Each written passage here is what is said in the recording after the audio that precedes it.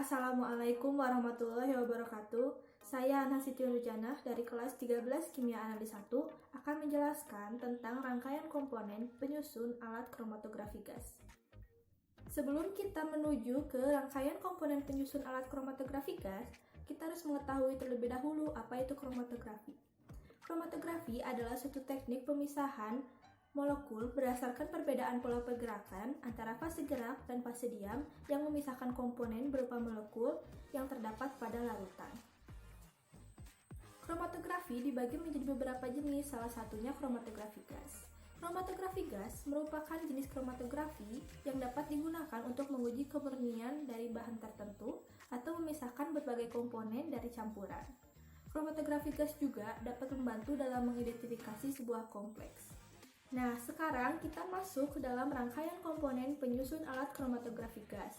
Komponen penyusun alat kromatografi gas ini terbagi menjadi 6, yaitu yang pertama pemasok gas, yang kedua tempat injeksi, yang ketiga kolom, yang keempat detektor, yang kelima oven, dan yang keenam adalah recorder. Mari kita bahas satu-satu yuk. Komponen yang pertama adalah pemasok gas. Pemasok gas ditempatkan dalam silinder bertekanan tinggi. Biasanya, tekanan ini sebesar 150 atm. Apa saja sih persyaratan pemasok gas dalam kromatografi gas? Yang pertama, harus inert, tidak bereaksi dengan cuplikan pelarut, dan material dalam kolom. Yang kedua, murni dan mudah diperoleh, serta murah. Yang ketiga, sesuai atau cocok untuk detektor. Dan yang keempat, harus mengurangi difusi gas. Gas yang sering dipakai dalam kromatografi gas ini adalah helium, argon, nitrogen, karbon dioksida, dan hidrogen. Komponen yang kedua adalah tempat injeksi atau injection port. Penginjeksian sampel dalam kromatografi gas berfungsi untuk mencegah resolusi yang buruk serta penyebaran sampel yang tidak sesuai. Alat yang sering digunakan untuk menginjeksikan sampel adalah microswitch atau penyemprot mikro. Injeksi sampel dapat diambil melalui karet silikon ke dalam oven, banyak sampel 0,1-10 ml, suhu dalam tempat injeksi tinggi, biasanya 50 derajat Celcius lebih tinggi daripada titik didih komponen dari sampel. Komponen yang ketiga adalah kolom. Kolom merupakan jantung dari kromatografi gas, di mana merupakan tempat terjadinya pemisahan antara komponen-komponen cuplikan.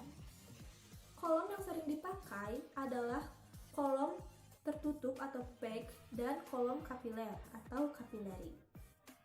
Panjang kolom kromatografi gas adalah 2-50 meter atau lebih. Biasanya terbuat dari stainless steel, gelas, silika gabungan, atau teflon. Agar cocok pada saat thermostating, biasanya dibentuk spiral dengan panjang diameter 10-30 cm.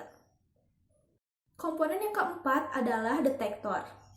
Detektor merupakan komponen yang ditempatkan pada ujung kolom kromatografi gas yang menganalisis aliran gas yang keluar dan memberikan data kepada perekam data yang menyajikan hasil kromatogram secara grafik. Detektor yang biasa digunakan dalam kromatografi gas yaitu detektor ionisasi nyala atau FID dan detektor konduktivitas termal atau TCD. Komponen yang kelima adalah oven termostat atau oven. Oven termostat merupakan tempat penyimpanan suhu kolom. Suhu kolom harus diatur, temperatur kolom bervariasi antara 50 derajat Celcius sampai 250 derajat Celcius. Suhu oven harus diatur dan sedikit di bawah titik didih sampel. Komponen yang terakhir yaitu recorder. Recorder berfungsi sebagai pencetak hasil percobaan pada lembaran kertas berupa kumpulan puncak, yang selanjutnya disebut kromatogram.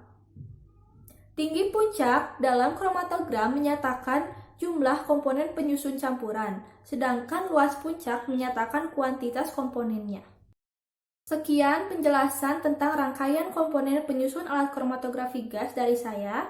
Terima kasih. Wassalamualaikum warahmatullahi wabarakatuh.